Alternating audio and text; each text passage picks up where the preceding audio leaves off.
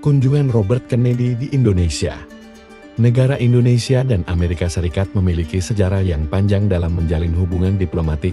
Kedua negara telah memupuk kerjasama selama 70 tahun lamanya, ditandai dengan disahkannya Kedubes X di Jakarta pada tanggal 28 Desember tahun 1949, Amerika, sebagai negara adidaya, tertentu menjadi sasaran dalam mengembangkan politik luar negeri Indonesia di mata dunia. Amerika Serikat, negara yang disegani di dunia dalam melaksanakan politik luar negerinya, berperan dalam melindungi negara lain dengan cara memperluas kepentingannya di seluruh dunia. Amerika dapat mengubah tatanan sistem internasional sesuai dengan tujuan politiknya sendiri.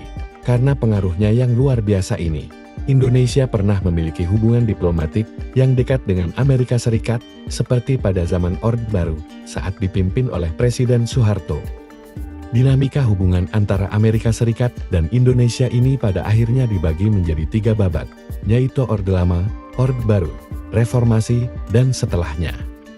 Ketika zaman Orde Lama di bawah Presiden Soekarno, situasi politik internasional sedang panas-panasnya karena negara-negara adidaya seperti Amerika Serikat dan Rusia sedang berlomba-lomba menunjukkan hegemoninya dalam momen Perang Dingin. Di saat seperti itu, Presiden Soekarno justru memilih untuk bersikap netral dan membangun gerakan non-blok. Soekarno menekankan bahwa Indonesia dalam berpolitik menggunakan prinsip bebas aktif. Bebas aktif di sini berarti bebas memilih orientasi kerjasama dengan negara lain, dan tetap aktif dalam membantu perdamaian dunia, serta menjaga keseimbangan politik internasional. Sesungguhnya, Amerika Serikat berharap Indonesia mendukung mereka menentang komunisme, dan sikap netral Indonesia mengundang ketidaksukaan Amerika Serikat.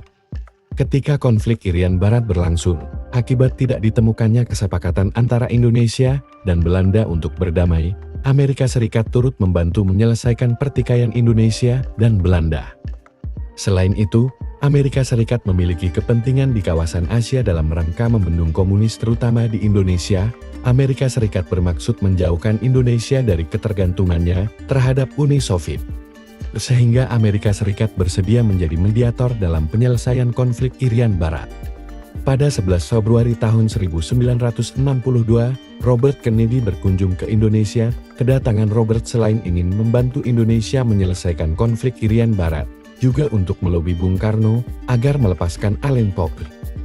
Kedatangan Robert disambut baik oleh Bung Karno dan Kejaksaan Indonesia. Bung Karno juga memiliki agenda sendiri ketika bertemu dengan Robert, yaitu ingin menunjukkan kepada Amerika Serikat bahwa Indonesia bukanlah negara komunis.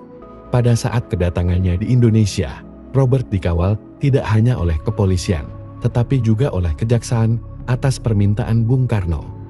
Bung Karno juga memerintahkan Kepala Reserse Jakarta, Jaksa John Naro, Kepala Humas Jakarta Jaksa Buyung Nasution, Kepala Reserse Bandung Jaksa Joko Mulyo, dan Kapten Munadi dari kepolisian untuk mengatur keamanan bagi Robert Kennedy.